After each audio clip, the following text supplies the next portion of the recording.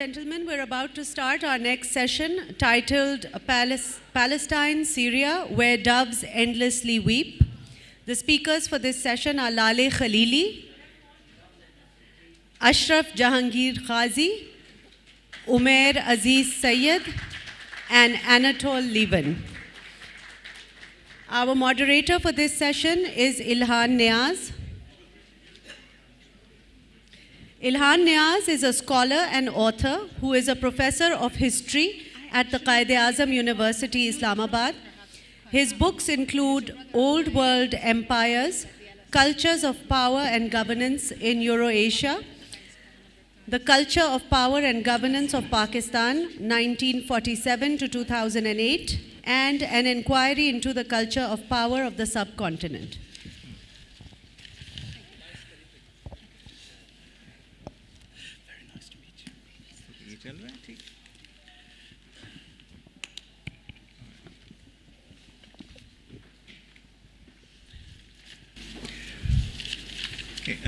Thank you all for joining us, and also thank you to the organizers of the KLF, the Oxford University Press, for organizing this event. We have with us a panel of 4 distinguished panelists, as panels tend to have, and one not so distinguished moderator. And amongst our panelists is Professor Khalili, who is Professor of Middle Eastern Studies at the School of Oriental and African Studies at the University of London. Her most recent book is called Time in the Shadows, Confinement in Counterinsurgencies. And although I am not allowed to say this, it won the Susan Strange Best Book Prize of the British International Studies Association. We also have Professor Anatol Lieven, who is the Orwell Prize-winning journalist. He's a senior researcher, and he's the author of the extremely well-received and popular book on Pakistan titled Pakistan, a Hard Country. We have Umair Aziz Sayed, who is a political analyst, and he works in the corporate sector, and he runs a school that has an enrollment of 2,000 students. And we also have Ambassador Ashraf Jahangir Ghazi, who is a retired Pakistan Foreign Service officer and who has served in key places, including in the Middle East after his retirement, if I'm not mistaken, from the Pakistan Foreign Service, where he was coordinating for the Secretary General's office in Iraq. Right? Iraq. In Iraq, yes. With that, the topic, of course, as you could see from the title, is a rather sad one.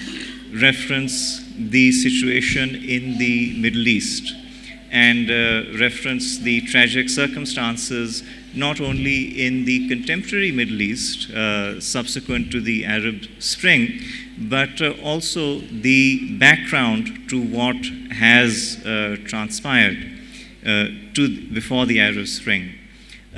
I'd basically like to start off with an episode from Herodotus's Histories, which is the first history book that we know of in our discipline. In that book, Herodotus talks about a conflict between the Persian Empire, ruled by Cyrus, and a state located in what would today be Turkey by the name of Lydia. And this conflict basically begins over competition between these two countries for control over Syria. And it leads to a wider military conflict that ultimately leads, in this particular case, to the destruction of Lydia and its annexation by the Persian Empire. Moving forward by several millennia, there is a very famous encounter that takes place in 1401 at Damascus between the great Arab philosopher of history Ibn Khaldun and Amir Taimur, whose descendants would later rule the Indian subcontinent as the Mughals, as we like to call them, the Ahle Taimur. And this encounter takes place in Damascus, where the Timurid armies, the Tatarid armies are moving into the Middle East. They're smashing up the Mamluki Sultanate. They annihilate the Ottoman armies at the Battle of Ankara the following year. And there's generally a lot of chaos and instability that is engendered, which ultimately paves the way for the rise of the Ottoman Empire. And this empire lasts for quite a while. It conquers much of the Middle East during the early 1500s. And since the decline and fall of this empire in the period leading up to the First World War and the period immediately after that, you have had a continuous struggle for imperial succession in this region. And this struggle for imperial succession has wreaked havoc upon the lives of millions, if not tens of millions of people. It has uprooted communities. It has destroyed and reformed states and empires, sub-empires. And this is a process which basically seems to have no end. So if we say that the doves are weeping endlessly, they've been weeping endlessly for a very long time, going back almost to the beginning of the historical record. So with this, what we'll do is that we'll get some initial feedback, some initial views from our panelists, and then we'll move forward with a Q&A. I would like Professor Khalili to get us started and share with us her views on this subject. Wonderful. Thank you very much. I'm incredibly honored to be here, and I'm so happy to see familiar faces in the crowd and for all of you to be here. Now, I'm not a historian, so I'm not going to go back to Herodotus. I was trained as a political sociologist, and one of the things that I want to do today is to not just speak about Palestine, which is actually one of my areas of research and has been for about 15 or so years, or Syria alone, but actually speak about this particular moment in the Arab world as a counter-revolutionary moment. I want to start with a famous quote from Antonio Gramsci, which I think is as dark and grim as it is. It perhaps actually indicates what is going on better than most other sound bites. Gramsci wrote, "The old order is dead, and the new order is yet to be born, and the interregnum is the time of monsters." And I think that that moment is precisely where we are in the Arab world. My sense is that the Arab world as a whole, and I'm not just mentioning Syria and Palestine, but also Yemen and Libya, where there are also devastating wars going on, and Egypt, where there is a very repressive regime putting down any attempts by any kind of groupings for any sort of political mobilization for liberal or social justice causes. In all of the Arab world, this counter-revolutionary moment has emerged because there is what we've seen is an end to the post-colonial order, both internally and regionally. And what I mean by that is that the Arab uprisings of 2011 were essentially a response to sclerotic regimes put into place at a time of anti-colonial struggles, which have maintained their hold through extremely brutal security apparatuses on those regimes. In many instances, the people in power who were challenged in 2011 and thereafter had been in power for decades or represented regimes that had essentially brooked no dissent over the course of the previous decades.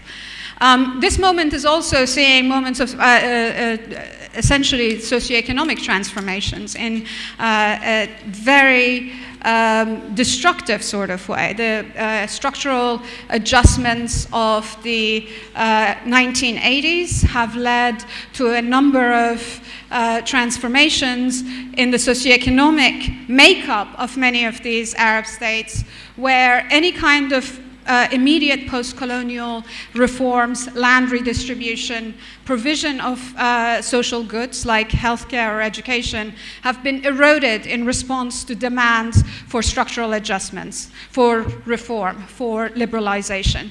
And what this has resulted in is a very notable erosion in the standard of living for the vast majority of the population of the Arab world, and a very radical increase in inequality. And this kind of radical increase in inequality can be seen not only between different social classes, but also between urban areas and rural areas. And the effects of this, of course, are perhaps most visible, or the after effects of this are perhaps most visible in places where we have seen civil wars taking place or starting in rural areas like Syria, like in Yemen, and like in Libya, in fact.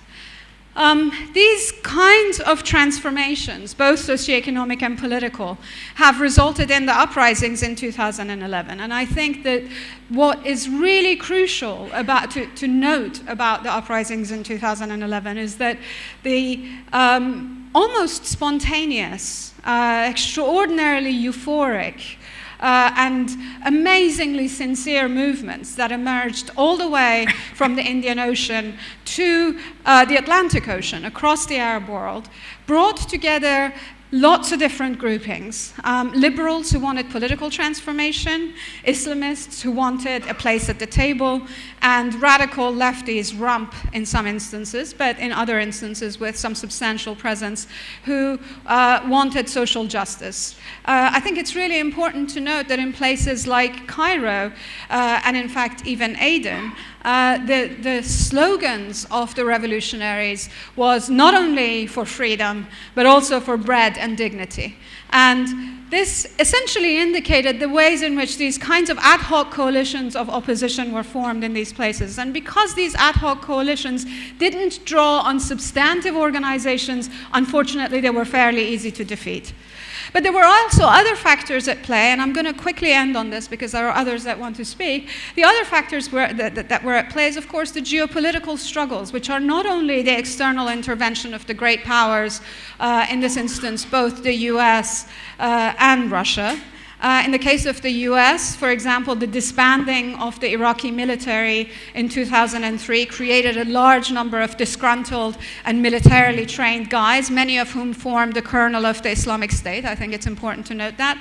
And others in the Islamic State who were prisoners in US prison camps in Iraq, who, being subjected to the indignity and torture that the US interrogators subjected them to, essentially radicalized them. So the US presence there has been quite significant. The Russian support for Syria in particular, for the Syrian regime, is also significant. It's their only base on the Mediterranean is in Latakia, in Syria, in Tartus actually.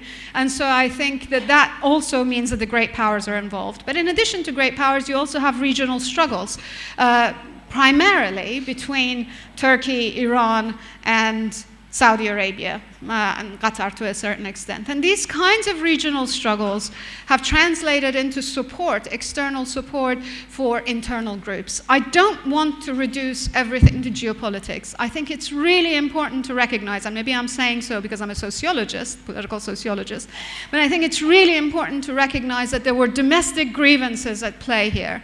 But what we now see is re-entrenchment of counter-revolutionary forces, of conservative regimes, of incredibly brutal security apparatuses. And of course, in Israel-Palestine, we see a retrenchment of the settler colonial state of Israel, which now doesn't have any kind of opposition in its immediate vicinity. Hezbollah is busy fighting for the Syrian regime in Syria, and there are no other states essentially challenging Israel in anything that it does. And so it has actually used this moment to consolidate its settler colonial hold, for example, over Jerusalem and over East Jerusalem and West Bank. So what we're seeing is this moment of, I don't know, it's grim worldwide. Everywhere that you look, it's pretty depressing. But given that I have spent the last 15 to 20 years studying the Arab world, I cannot remember a bloodier, a more dispiriting, a more depressing moment. And I think the reasons for that is because of this conjunction of forces, both external and internal, that are trying to essentially forestall any radical changes to the makeups of these places. Thanks very much. Thank you. Professor Levin, if you'd like. Thank you so much. It's great to be back at the Karachi Literature Festival, and many thanks to Amina for inviting me. Slightly improvised, I was actually in Karachi for something else, but thank you. I do not regard myself as an expert on the Middle East, although I am based there now, actually in Qatar, at Georgetown University. But I thought I would just say briefly what I take to be the most important aspects of the catastrophe in Syria and more widely in the Middle East, and bring out also what I think might be their implications for Pakistan, for thinking about Pakistan. The first thing that I think should be obvious from Syria, but also from what happened in Iraq, from Libya, from Yemen, and from a number of other countries around the world, is the profound danger of a system in which the regime is identical with the state, in which a particular regime, especially a particular regime based on a particular family or narrow ethno-religious group, has gained monopolistic control over the state. That was true to a lesser extent in Egypt as well. Because, of course, as we've seen again and again, the result is that a change of regime, an enforced change of regime, either from outside or by rebellion at home, brings down not just the regime, but the entire state apparatus, leading to a disintegration of the country, which is what we have seen in all these places. This is one key reason, of course, both for Russia's involvement in Syria on the side of the Ba'ath state, but also why, under the surface, large parts of the American security establishment, whatever the public statements of the Obama administration, were in fact very dubious about getting rid of Assad, because they saw the obvious risk, or indeed as many of them saw it, the near certainty, that this would destroy the entire Syrian state, as the overthrow of Gaddafi destroyed the entire Libyan state, and that nobody would be in a position to put it back together again, which is what seems to have happened. And this, I think, does lead to a very important argument in favour of democracy. Now, as some of you may know, I've widely been accused of being sceptical about aspects of democracy, and I do think that many of the promises made for democracy have been greatly overblown. But democracy does have this supreme advantage, that it creates a distinction between the government of the day, the regime of the day, and the state.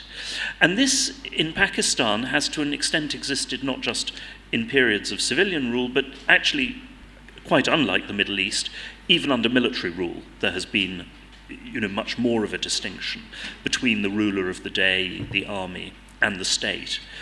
I remember that during the Arab Spring, I was repeatedly asked by Western journalists, when is Pakistan going to have an Arab Spring? And I said, excuse me, that has already happened, with the change of government in 2008. Of course, not a wholly voluntary one on the part of Musharraf, but nothing like the revolutions and the chaos which occurred in the Middle East. And of course, since then, there has also been a peaceful democratic change of government in Pakistan. So I think that this is a major lesson of what has been happening in the Middle East, that democracy does help to save a country, or can do, if it works adequately, from this very dangerous identification. The second thing which I think is extremely salient across the whole of the Arab Middle East, and which is critical to what has happened in all of these countries, is the failure of state nationalism, or patriotism, if you will, though I don't think that's a particularly meaningful distinction.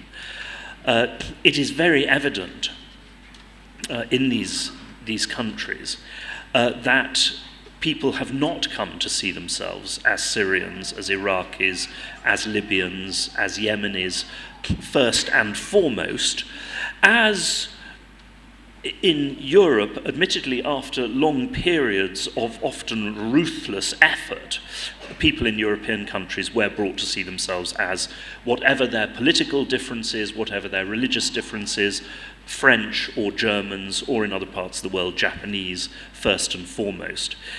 With the result that while, quite a number of countries in Europe, have either been suffered civil wars or been invaded and occupied from outside, they have come together again, and come together again voluntarily. This, of course, is an absolutely key difference between the American experience of the occupation of Germany and Japan after the Second World War, and the American experience of the occupation of Afghanistan and Iraq. I talked myself into a nervous breakdown almost in Washington, trying to explain to Americans in the run-up to the invasion of Iraq why it wasn't going to be like the invasion of Germany, the occupation of Germany, and that was a key reason. All this talk of the Americans building nations in Germany and Japan, grotesque rubbish. These nations already existed. They have not existed, unfortunately, in the countries of the Middle East. For this, a whole set of reasons are responsible. One is, of course, that the Western colonial and neo-colonial powers made very sure that they didn't, by defeating attempts to create strong nationalisms. The other, of course, is the ambiguity of nationalism in that part of the world between state nationalism and Arab nationalism, and, of course, the wider Islamic or Islamist appeals as well. So the national state has been threatened both from below by sectarian, ethnic, ethno-religious allegiances, regional allegiances, but also threatened from above by wider pan-Arab and pan-Islamist allegiances, and has not taken root. And of course, those states which were not defeated by the Israelis or the Americans were turned, in effect, into client states, first of the British and French, and then later of the United States. And the problem there, of course, is that it is very difficult to create a convincing and sincere patriotism or state nationalism if, like, I'm sorry to say, Egypt, the Egyptian regime, you are all too obviously somebody else's puppet, or somebody else's client. You simply do not have the kind of prestige which accrued to Ataturk in Turkey, for example, as a result of his defeat of the West. So I think that the example of the Middle East is also, gives some ground to say that, of course, we all know the terrible dangers of nationalism from the history of the past 100 years or so. But it could almost be said that the only thing that is worse than having too strong a nationalism is having too weak a nationalism. Thank you.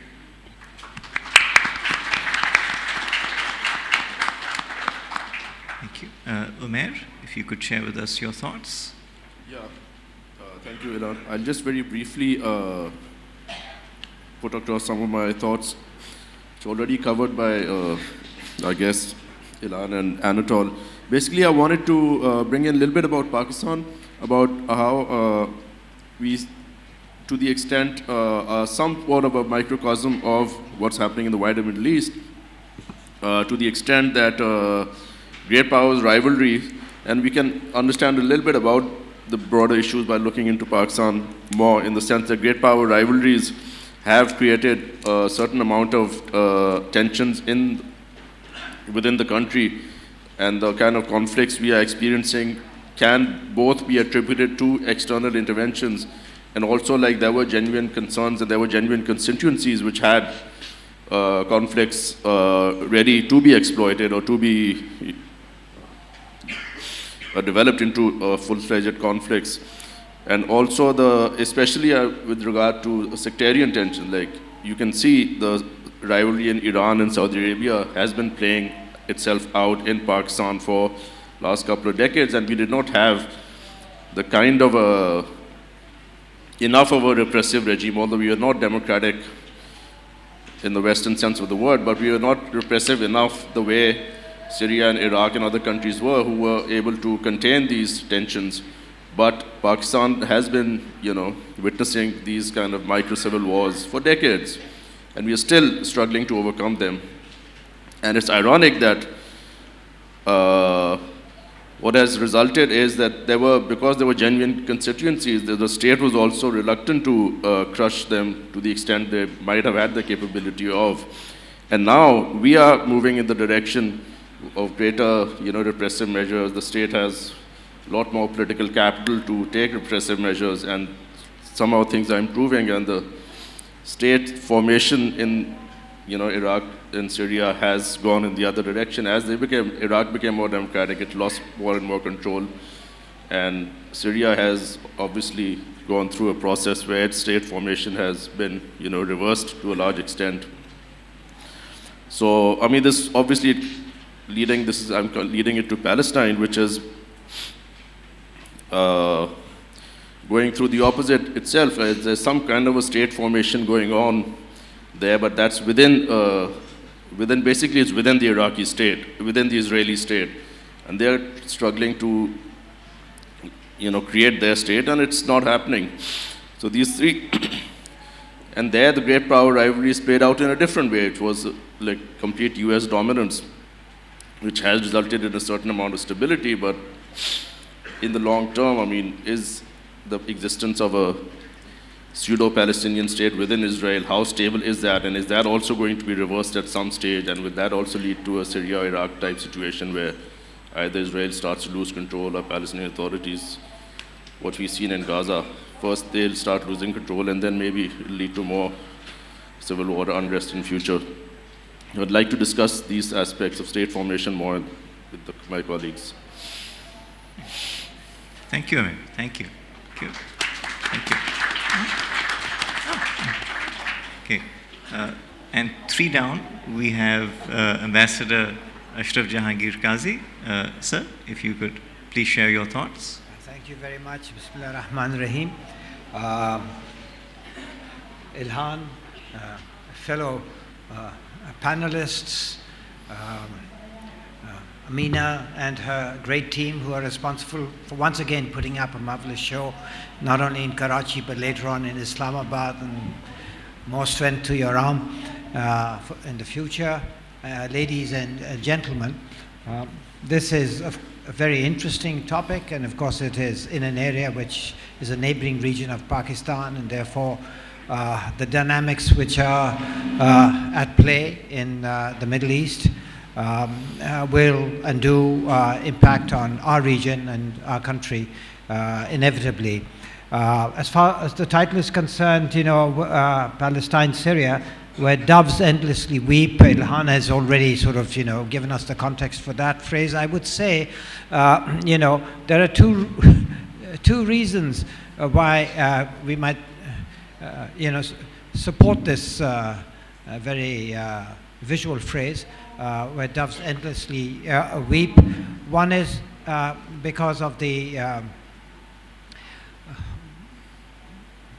endless human misery, suffering, bloodshed, dislocation, that, as you said, throughout history has taken place in this region, and more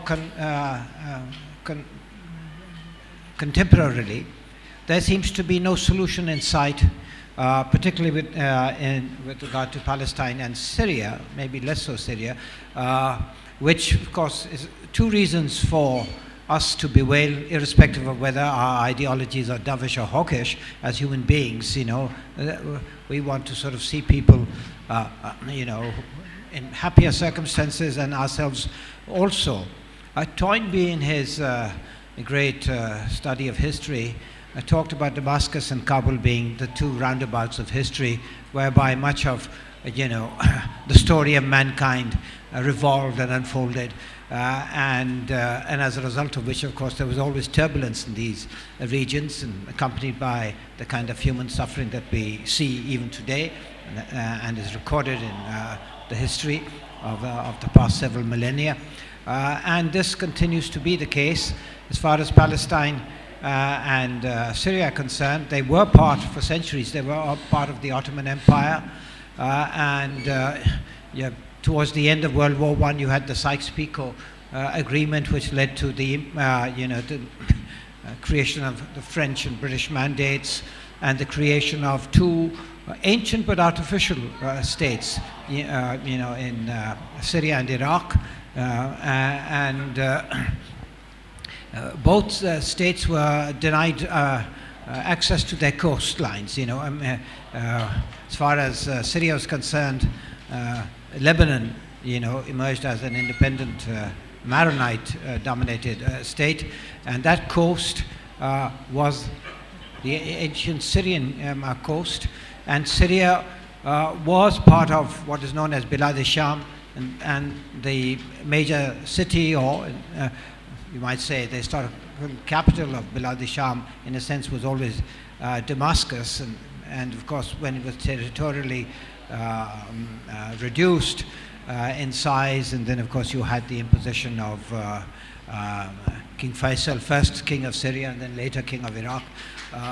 It thus showed the kind of new world that emerged after World War I, in which the aspirations of the peoples of the Middle East, particularly here in the Levant, had been sort of negatively impacted to such an extent. Similarly, in Iraq, the emergence of these what my friend earlier called petrol stations, along the coast as states, denied Iraq its access to the seas. It's a minuscule part of Iraq that sort of butts out onto the sea, so very artificial borders imposed by imperial forces. Ancient people with ancient histories, but in modern states, which were also comprised very different peoples. It was Churchill who really sort of, in consultation with his French colleague, decided whether or not there should be a Kurdish state, and it was up and go, it was touch and go as to whether the decision would go for a Kurdish state or not. And as one historian talked about over sort of port and cigars, they decided that it was better not to have a Kurdish state because that would be further destabilizing. So the Kurds remain, along with a few people, maybe like the Baloch also, a significant people who have never had an independent state of their own. You might include the Afghans there too, but Afghans have, or the Pashtuns, but the Pashtuns have Afghanistan. And they're also a very important part of Pakistan, without being all of Pakistan. But in Afghanistan, they also share it with others. But the Afghan, the name Afghan is associated with the Pashtun element rather than the other nationalities in that country. So you have that complex background to this situation. Then, of course, World War II, of course, led to the emergence of Israel and the scattering, of the Palestinians. And these issues have been at the root of much of the turbulence. Many of the ideologies, especially Arab nationalism and Syrian Baathism, now that predated Syrian, and Arab socialism, which sort of sought to try and correct the indignities that had been inflicted upon the Arab peoples, from Morocco to the Gulf, or from the sea to the Gulf, as the Arabs say. This effort continues. Now we see its latest manifestation in the form of what's has been happening in Syria, and the modern shape of this, the modern face of this continuing tragedy in the Middle East, stems from the major external event there has been the U.S. invasion of Iraq, which directly fed into the situation in Syria. But Syria also, as was pointed out earlier, is also a function of the Arab Spring, which led to popular movements, and it also included in Syria, which was then very, very cruelly repressed. So you have two dynamics taking place internally because of history and the fact that the peoples of the area, in terms of democratic political development, institutional development, and other criteria of progress, had not developed or made the transition to modern societies and modern states in the way that the West had, and therefore they were not able, as they were in medieval times, to compete with them. Lose one war and then you win the next war, and that would go on for centuries. Here, you could not reverse severe losses, and this led to great frustration, which manifested itself also in very poor governance, brutal governance, but also there was the expansionism of the West under their own slogans and all: freedom, democracy, stability, etc., which didn't mean such things to the local peoples who received them. When stability in the eyes of meant governments that would sort of do what the great powers wanted them to do, not necessarily answer the aspirations of their own people. In fact, according to some political observers, governments which prioritize the aspirations of their own people over the strategic interests of great powers are not seen to be stable, not seen to be responsible, not seen to be democratic in their sort of direction, and are seen to be in need of some sort of correction through persuasion or sanctions, and ultimately even through kinetic measures, and all which can lead to sort of wars and displacement. We have now seen a coming together of both of these forces: the internal sort of dysfunctionality of governance in the Arab countries, and also the external sort of drive for dominance, access to resources, or the need for compliant regimes. All of this is made for the current map and the current situation in Syria and Palestine. Now in Syria we see one of the most horrible scenes in terms of human suffering. And although during the end of World War I, Syria experienced similar suffering. I mean, hundreds of thousands died there, when before the British capture, or in the British capture, leading up to the British capture of Damascus, etc. and all. So it's that tragedy which has been repeated. Syria did recover from the initial sort of tragedy it suffered when before the Brits got, in the process of the Brits taking over Damascus.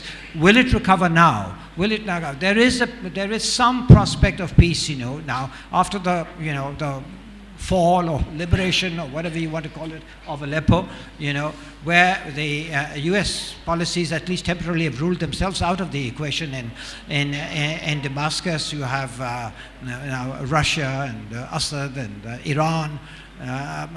Sort of, for the time being, having the initiative. There's been the Kazakhstan meeting, and then that might lead into a UN sort of led a peace movement. And if Trump chooses to join that, Obama didn't, made the decision not to go to Kazakhstan, but maybe Trump will decide to join that. And I know there are lots of people in the Middle East who want an American presence.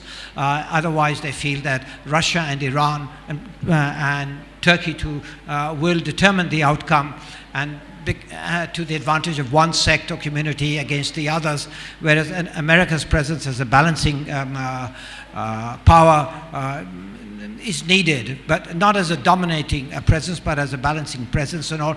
If that were to happen, and with Trump indicating that he doesn't want to get too involved with world problems too far away, although he's shown signs of walking back on all his promises he made during the campaign now.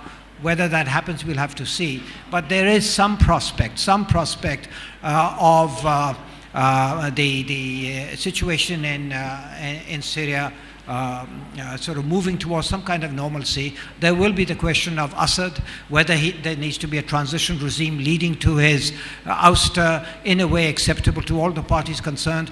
But he's not going to go anytime soon. The Russians are not going to back his exit, but the Russians don't want to have to be endlessly involved in a Syria which is in a civil war. So whether the Americans and the Russians can now come to some kind of understanding, in which the trouble is it's so complicated. You've got the Kurds, you've got Turkey, you've got the Sunnis, the Shias. The Saudi Arabia, in a sense, is an ally of Israel in this situation. It is as weird and as I used the word before in the perverse a situation as can be. So whether any stability can emerge from that, we can only see. Palestine is worse. Palestine, there's been none of the absolute horrible human misery that we've seen in Syria recently, but there's a permanent tragedy which has absolutely no end. We've seen colossal tragedy in the Gaza, and it is continuing on a daily basis in the West Bank, the indignities which are sort of inflicted upon the Palestinian people. But the two-state solution, in effect, which seems to be the only possible reasonable solution, is effectively ruled out by the policies of the US and Israel. It is a solution which is not an ideal solution. The ideal solution would be a democratic, secular solution in which people agree to live with each other. That is a solution which is rejected almost by all sides for one reason or another. So the two-state solution is seen as the next best solution, also ruled out. We are now moving towards a situation where Netanyahu and maybe the American right and the European right will agree to the progressive expulsion of the Palestinians from Israel, and that will lead to something pretty awful, maybe as bad or worse than Syria. You already see Trump. Will he move towards Jerusalem? Will he recognize Israel's de facto annexation of the West Bank? All of these things are up in the air, but none of them point towards a movement towards any kind of stability or settlement, which could become the basis of stability. Whereas in Syria, despite the horrible tragedies that we have, there is some slight prospect as of now of movement towards some kind of peace. Thank you. Thank you. Thank you. Okay. If we can please have questions from the audience. Yes, please, sir. Yes, please. एक second. इनको mic please दें.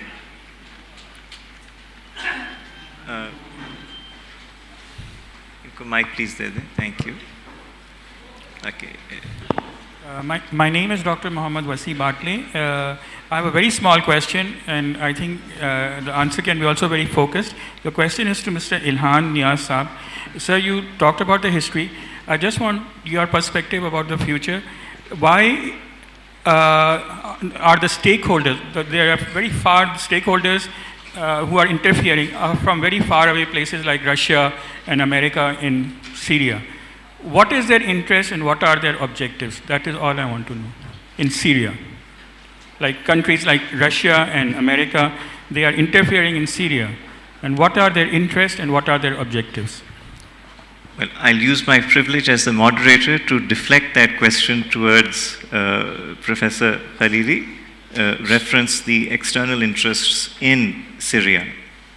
I think that there are several things that are at play here. There are basic, long-standing national interests that the US has formulated, which are a suppression of nationalist movements that would challenge the hegemony of the US. This is pretty much something that it has planned since the 1960s, and putting into place regimes that will act as obedient clients. Syria has intermittently been somebody that you could deal with or construed as an enemy.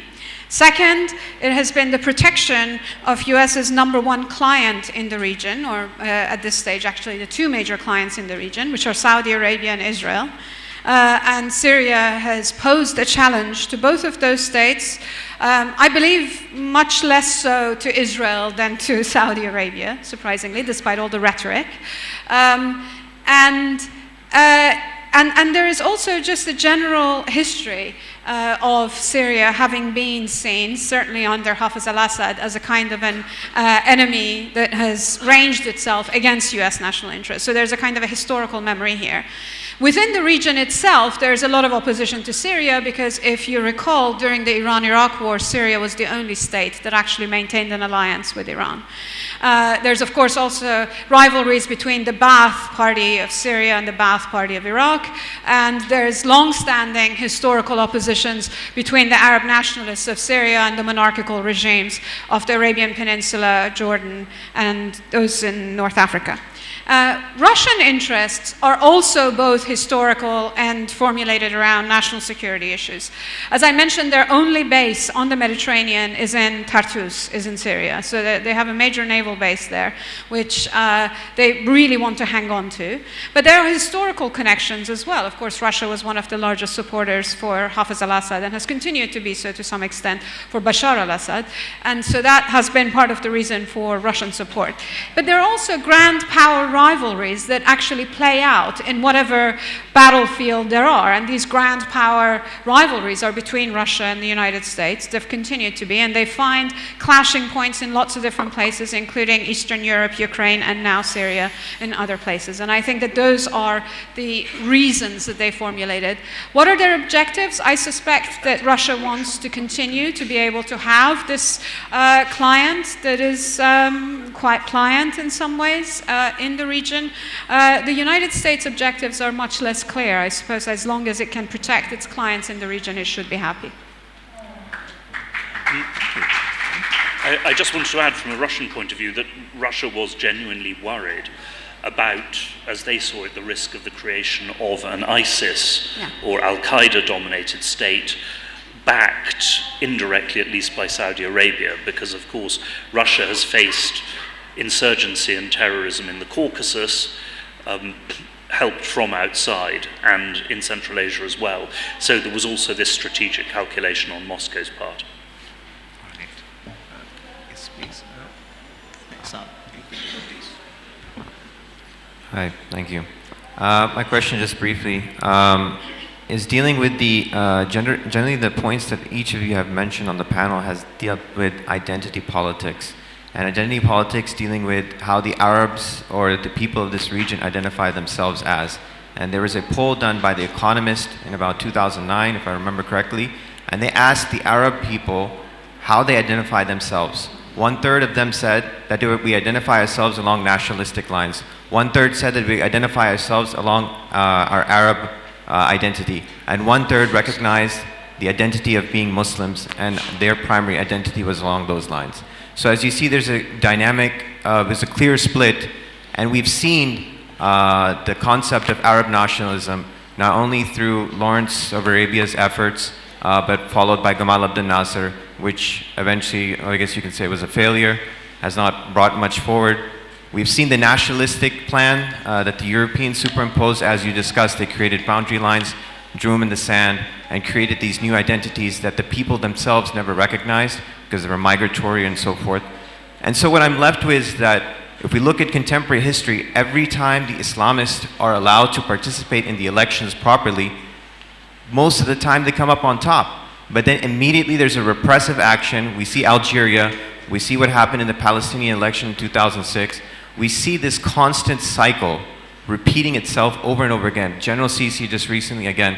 So is it fair to say that the will of the people in general is not being allowed to be expressed because of certain factors by international politics, geopolitics playing a role, not allowing the Islamist factions to participate, and as a result of repressive measures, this is what's leading to extremism in the region, that eventually people resort to extremism. You can take examples from Palestine and in Syria and so forth. So I would like you to comment on that note.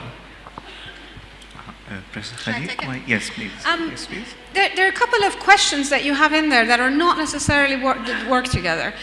One is about identities, and one is about the Islamist participation in politics. The identity one, I actually don't think people's identities necessarily drive them to do an action. There's so many different factors that drive people to act. You might define yourself today as a Muslim, tomorrow as an Arab, the next day as a Sunni. But in either one of those instances, the kinds of processes that move you to action are political, they're socioeconomic, they're questions of affection and protection for the people that you love. All sorts of micro processes and macro processes work. Identity is only one factor. So I don't necessarily think that this focus on identity, which tends to also emerge primarily, really, to be totally honest, out of kind of academic circles in North Atlantic, are as crucial to the ways in which politics works as other factors are.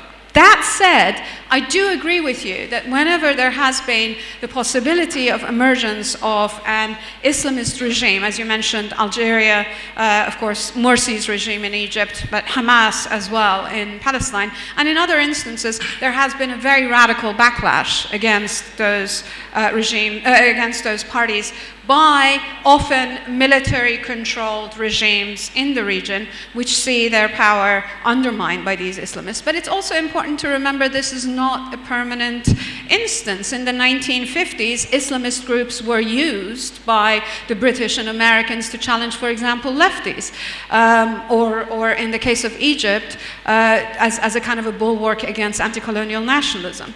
So the political positions constantly change in the region, and the kinds of politics that underwrites that also shifts. So my sense is that things will change, although at the moment, as you mentioned, the parties, often Muslim Brotherhood parties, that end up being pushed out of formal politics end up and being sidelined. As I mentioned, they wanted a place at the table and they were sidelined, quite violently actually in all instances. What that generates is perhaps more radical responses from other places. But it's also important to remember that there were other actors that were involved in all of these uprisings. And these other actors have been just as significant as the Muslim Brotherhood parties. Because again, because of the focus in the US and the North Atlantic on the Islamists and this kind of a concern about the rise of Islamism, those other groups tend to be written out. The workers in Egypt, the rural people, particularly the agriculturalists that have had their livelihoods destroyed in Syria, the tribal areas in Yemen, etc., etc. Politics is very complicated, unfortunately. I don't like to have simple answers for any of it. Speak. Good afternoon. My question is directed towards Mr. Qazi, perhaps. Considering Pakistan and Israel has never been involved in any direct conflict while we have fought major wars with India, is there any rational reason not to have diplomatic relations with Israel? To me? Yes. Okay. Yes. Behind the scenes, of course, we have from time to time made contact with Israel. It has been the calculation of some of our decision-making elite that if we could sort of set up some kind of relationship with Israel without it going public, because then our public opinion would react very negatively. But if it were possible, and to assure it that we wouldn't sort of stir up too much trouble for it, then somehow in our relations with the United States, when we sort of, veer between the most allied ally and the most sanctioned ally, Israel could put in a good word for us from time to time. And even our foreign ministers met in Istanbul, almost a decade ago. There has been at the state decision-making level a willingness to look at this, but as soon as they look at the politics of the region, the politics of Pakistan's neighbors and benefactors, plus public opinion at home and the fact that it could be easily manipulated to see any such movement as a complete betrayal of the Arab, which is seen here as a Muslim cause, that has rendered it infeasible. And of course, I believe a time may come when you might reconsider this position, but right now there is no overwhelming benefit to be had which would counter the very obvious difficulties any government would encounter if it were to make that decision. Now, if Pakistan progresses and develops and there's movement towards some kind of peace based on some kind of justice. You see, the fact of the matter is that in the Middle East, what is denied? There is misgovernance indigenously, and externally there is the imposition of grave injustice for which no redress is being offered. And Trump is making it clear right from the start that he will offer no redress. Therefore, those tensions which are there in the Middle East are simply not going to die down. They're not, because the kind of solutions that Israel and America seem to be moving towards are going to, will inflame public opinion.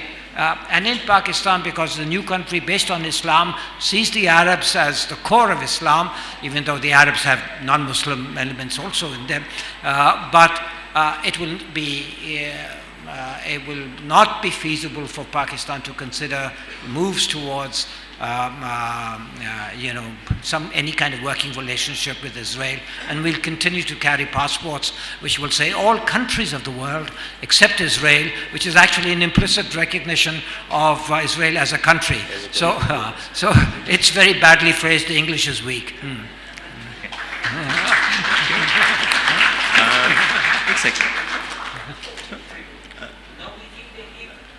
If Assad steps down now in Syria, we see no solutions to the Syrian.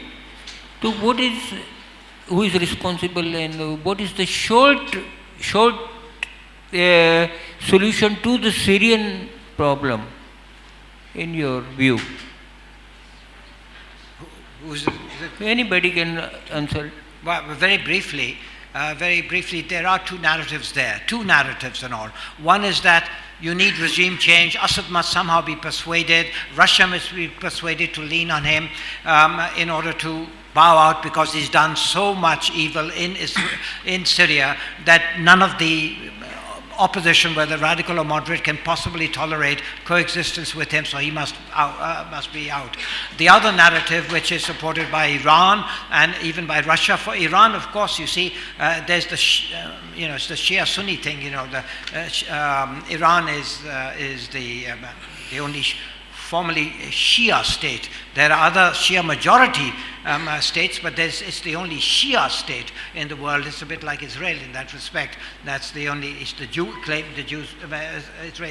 Jewish state. That's a Shia state. Iraq is a Shia majority, but it's not a Shia state. Bahrain is a Shia majority, but it's not a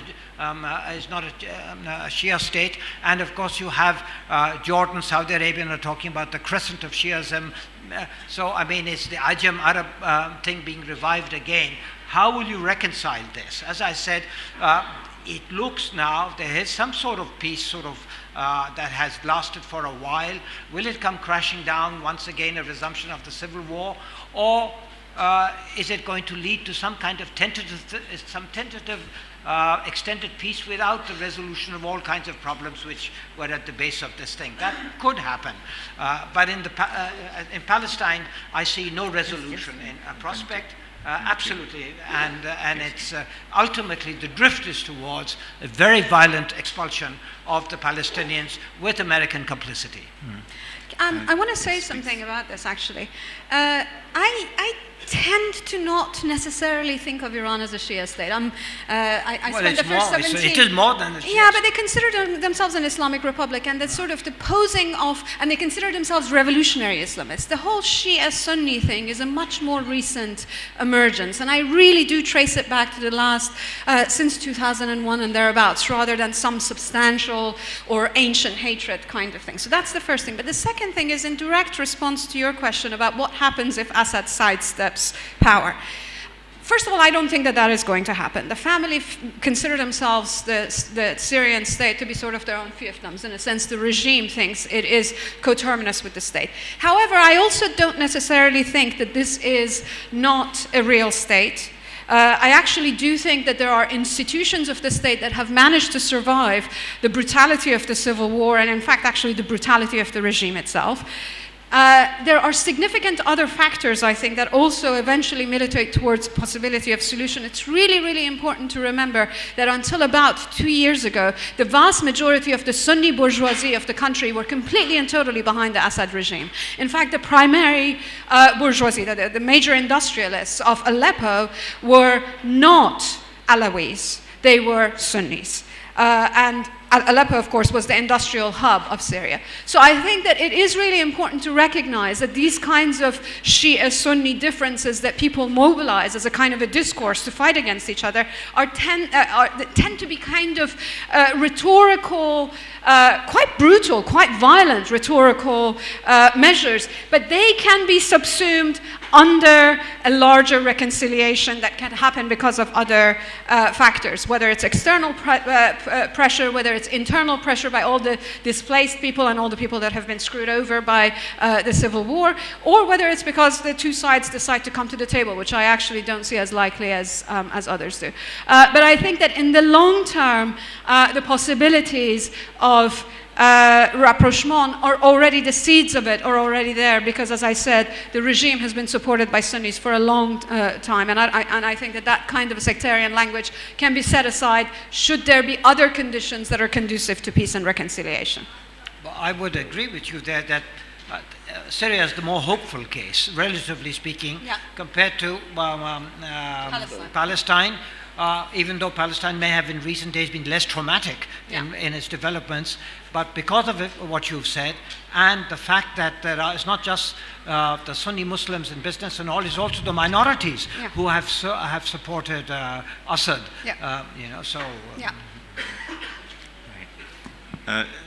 Very, very special thanks to all of the panelists for sharing their views, and to the audience for listening, and to the people who raised questions and comments. We'll conclude this session, and I wish you all a very good KLF. You have fun in the next sessions as well. Thank you all very much.